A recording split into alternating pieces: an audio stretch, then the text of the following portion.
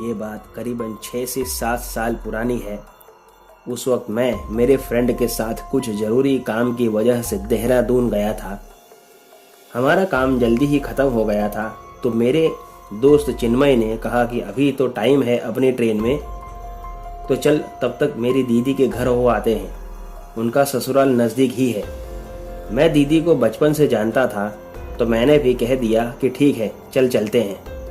हम दोनों दोपहर में दीदी के घर पहुंच गए थे। दीदी और घर के सारे सदस्य काफ़ी खुश हो गए थे हमें देख के। दोपहर का खाना हम सभी ने साथ में ही खाया।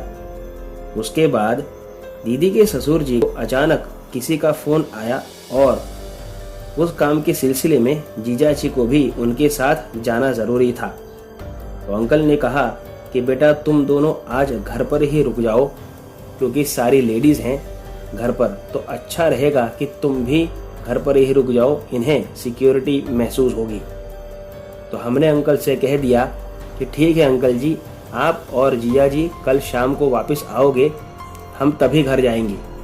अंकल और जीजा जी तुरंत ही चले जाते हैं। शाम का भोजन करने के बाद हम लोगों ने कुछ देर बातें की।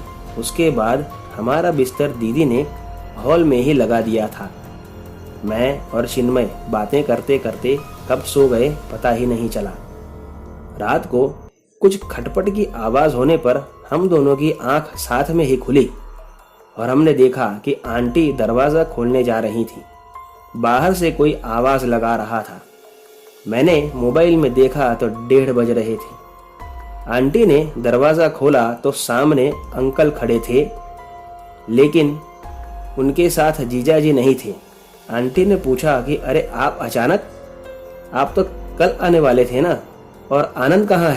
तब अंकल बड़े जोर से चिल्लाए उनके ऊपर और कहा कि घर में घुसने देगी या नहीं, या दरवाजे पर ही पंचायत बैठाएगी, बेवकूफ़ औरत। आनंद शाम को आएगा कल, अब हट यहाँ से। और वो सीधा घर में घुस गए। हमारे ऊपर नज़र पड़ते ही कहने लगे कि पता नहीं किस किस को घर में घुसा रखा है। हम तो अंकल का ऐसा नेचर देखकर एकदम से शर्म महसूस करने लगे और चिन्मय ने मुझसे तुरंत माफ़ी भी मांगी ऐसी बेइज्जती के लिए। आंटी हमारे सामने देखे बिना ही अंदर चली गई, दरवाज़ा बंद करते हुए। सुबह जल्दी ही अंकल हमारे सामने चले गए, तब भी बाहर काफ़ी अंधेरा ही था। सुबह में अंकल के बिहेवियर के लिए आंटी हम लोगों से बहुत शर्मिंदा थी। तब मैंने कहा कि आंटी, दीदी, आप हमारी चिंता ना करें, हमें लगता है अंकल की तबीयत ना खराब हो गई हो, क्योंकि वो काफ़ी टेंशन में लग रहे थे। हम लोग जीजा जी के आने का वेट करने लगे। पूरा दिन काफ़ी शांति से निकल गया। शाम को 8 बजे अंकल और जीजा जी दोनों आए, तब काफ़ी खुश थे और मिठाई का डब्बा भी लेकर के आए थे कि डील सक्सेसफुल हो गई।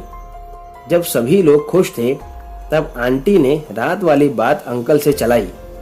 तो अंकल ने जो कहा उससे हम सभी लोग आश्चर्य में पड़ गए। उन्होंने कहा कि वो तो घर पर आए ही नहीं थे और जीजा जी के साथ ही थे। ये सुनकर आंटी ने कहा कि ड्रामा मत करो और सच बताओ।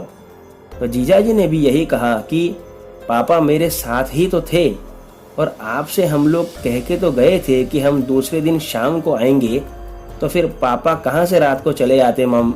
ये कैसी बातें कर रहे हैं आप? दोनों में से किसी ने भी एक दूसरे की बात पर भरोसा नहीं किया। लेकिन सच तो मैं और चिन्मय ही जानते थे कि सुबह कमरे की लाइट चालू होने पर सिर्फ अंकल ही थे जो आईने में नजर नहीं आ रहे थे, जो रात को घर पर आए थे। हम सच कहना भी नहीं चाहते थे और वहां रुकना भी नहीं चाहते थे।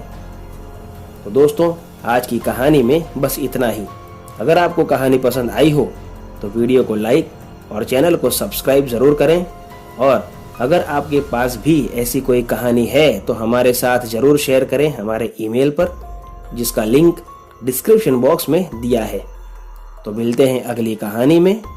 आप देख रहे थे आहट एक अनहोनी की कश्यप के साथ। धन्यवाद।